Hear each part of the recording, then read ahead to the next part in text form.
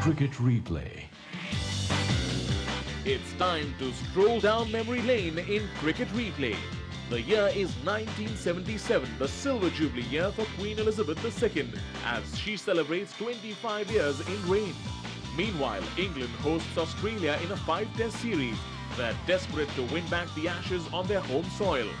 And the series begins at the home of cricket, Lord's, in a match which will be known as the Jubilee Test in the Queen's honour. Kerry Packer had turned the cricketing world upside down after signing many of the top players to World Series cricket. Tony Greig lost his captaincy over his part in the fiasco. However, he did not lose his place in the side. Brearley took over as England captain, while Amis, Woolmer, Randall, Barlow, Knott, Old, Lever and Underwood, together with Bob Willis, completed the final 11 for the hosts. Australia's captaincy remained in the hands of Greg Chappell, who missed his best bowler Dennis Lillee. In Lillee's absence, he came up with 3 debutants for this match: Len Pascoe, Richie Robinson and Craig Sargent. McCosker, Hooks, Walters, Marsh, O'Keefe, Walker and Thompson completed the final 11 for Australia. Winning the toss, England captain Brearley came out with Dennis Amiss to open the innings for the hosts.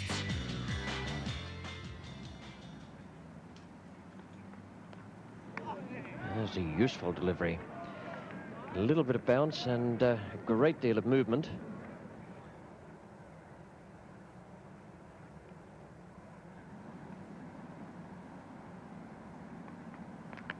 That's a good delivery. Probably just outside off stump. Let's Dennis Amiss get away with it.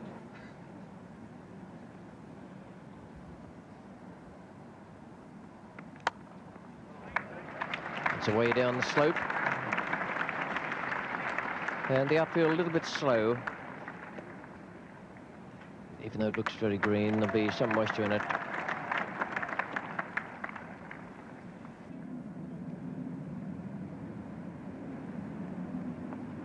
Followed him, played on. Dennis Amiss chopping the ball back into his stumps, and the first wicket goes down. A good Yorker that from Jeff Thompson. 12 for the loss of Amis's wicket, and the first blow struck in this Jubilee Test.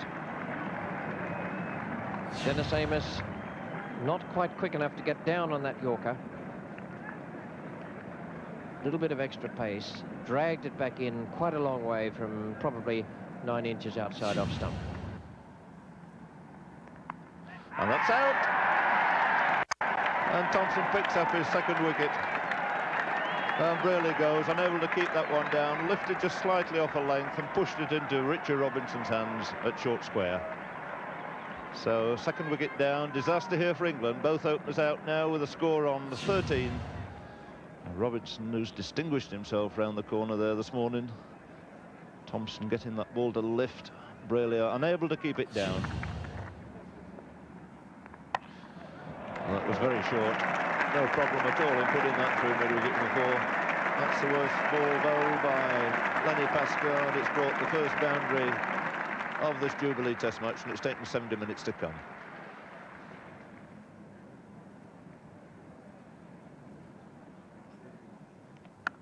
Oh, that's a good shot. Another short ball, very short in fact, and Randall pulling that away through mid-wicket for 4. And again, that's much too short. Jeff Thompson going around. Thompson won't be able to throw, but he'll give it to Richie Robinson, and it's a good 3 from Randall and Woolmer.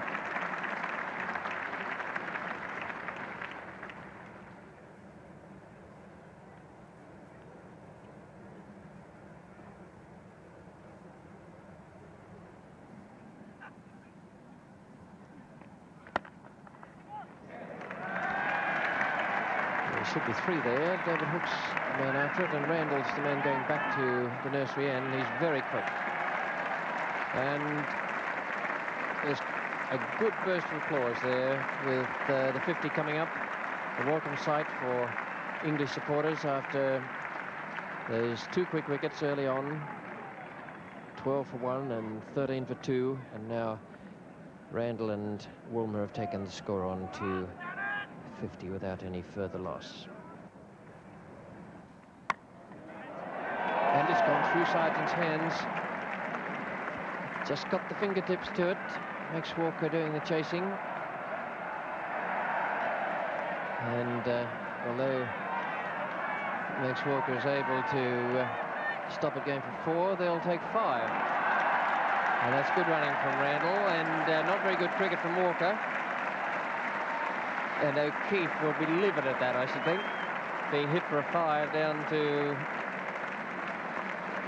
the tavern stand.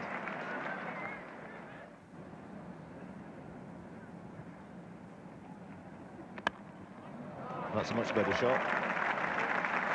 The outfield's still pretty slow down there, but for all that, it's sneaking away for 4 runs. Found the gap nicely between the 2 men on the offside. And Bob Woolmer gets a boundary, his first in fact, and moves on to 17. Well, if this season is anything to go by, Randall should go on and get 50. His score seemed to have varied between noughts and 50s in our limited season to date. That's short again on 4 more. So Randall's been the whole time looking for anything short of a length. He's pulled 2 or 3 short ones away quite firmly through mid-wicket. And that boundary takes him on to 46, the score on to 90 for 2.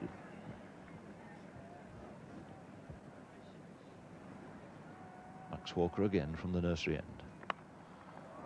And he's got that one through very nicely, kept all the way along the ground. Nice controlled square drive by Woolmer.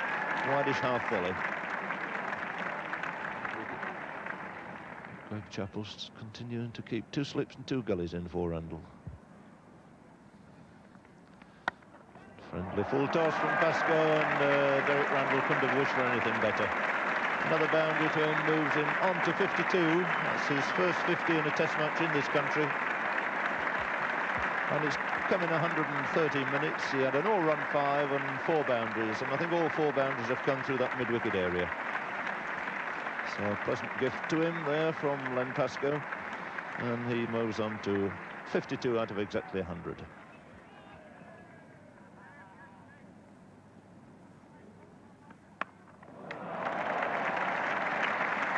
A lovely shot. Well, Woolmer doesn't often hook in front of square. He hit that one just in front of the umpire, but he was in position very quickly. Ball didn't get up quite as much as Pascoe would have wanted, but Woolmer played it very well indeed. Max Walker now to bowl to Randall.